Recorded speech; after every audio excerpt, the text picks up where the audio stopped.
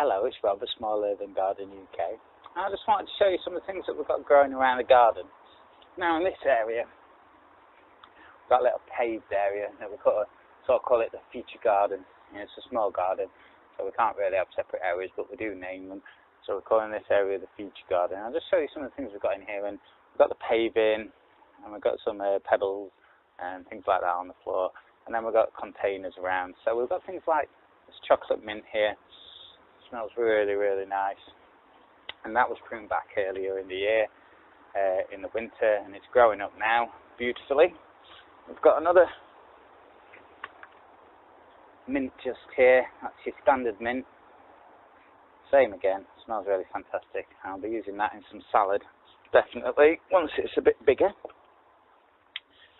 Now, over on this side, I've got here a container which I've got begonias and nereans in. And we've had a lot of trouble with this one, mainly because of the cat that's using it as a litter tray, and it's going in, it's digging up the nereans, and begonias. Still a bit early for them yet, so they're okay. The tubers have not really sprung into life, so I'm going to have to do something about that and move them on. But I think the problem is the cat's going to keep coming back to the same spot, so I don't know whether to use that as a decoy without the plants in it, or whether just to completely remove it, but then it'll probably move into one of the other pots and destroy all that. But anyway, ongoing problems. This is the sort of things that you have to deal with, I suppose. In the centre there, we've got where my tulips were, and now I've got the lilies going through, and they have big white and pink flowers on them. Look really beautiful. At the back, I've got the pear tree. It's looking great. We got that last year. It's blossoming, so hopefully we might even have some pears on it. We'd quite like to train it out. But it's still a little bit small for that, so we'll let it just grow as much as possible this year, I think. In the centre here, we've got a climbing hydrangea in a little obelisk. That's doing really well. It's producing some flowers already, and hopefully this year it'll get right to the top and look absolutely fantastic. Now, it does catch quite a lot of sun here, and hydrangeas don't necessarily like it so warm. So we have to keep an eye on it, and definitely at least keep it well watered. Here, I've got my vine. I have to admit, this is probably my least successful thing that I've grown in the garden, apart from basil, which keeps getting eaten by the slugs. And there is some new growth coming here. It's hardly a massive vine full of grapes. This is the third year I've had it. I think I'll do a bit of research into why it's not doing so well. Probably temperature, partly. I don't have a greenhouse or anything like that, but there are some new buds, so we'll not give up hope yet. I'll pop them just over here so we can see what else we've got. But yeah, I do like to have as many different plants as possible. Some do better than others. That one's not been doing so great. Here I've got a Comprosma, which has these beautiful red evergreen leaves, and that is slightly tender, down to about I think it says -5, but it seems to be doing all right without any protection. It might have said 0, you know, on the little label you get with the plant, but it's been done all right without any protection down here, nice and sheltered. Now behind that, I've got a gigantic blueberry there that's doing really well. That's in a pot, in the ericaceous soil. It's flowering, and then I've got another blueberry, which you might remember I dug up out of the border, which just wasn't doing very well, and now put it in this ericaceous soil.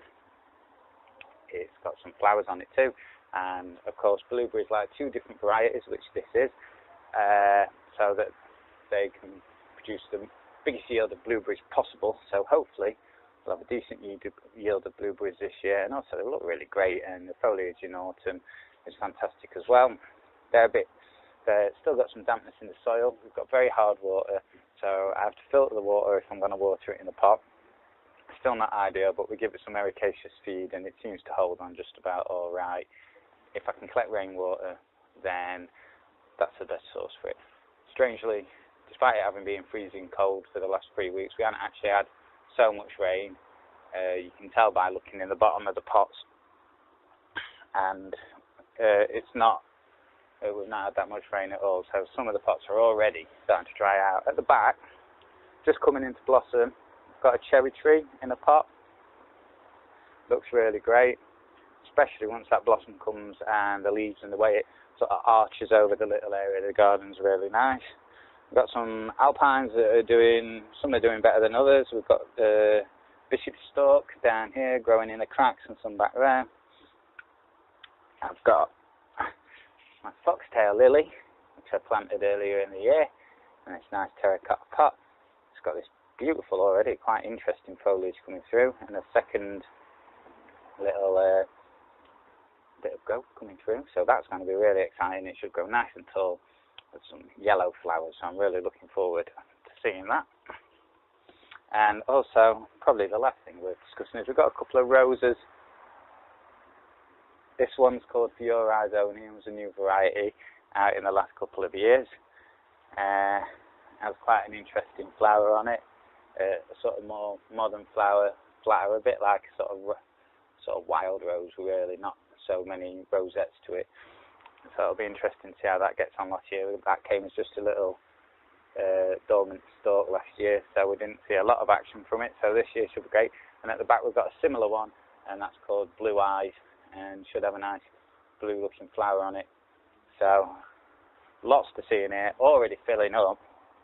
We've got little things like cuttings of his box and things just in and amongst, but everything's already filling up. Even though we've not got lots of flowering going on, it's already starting to look great.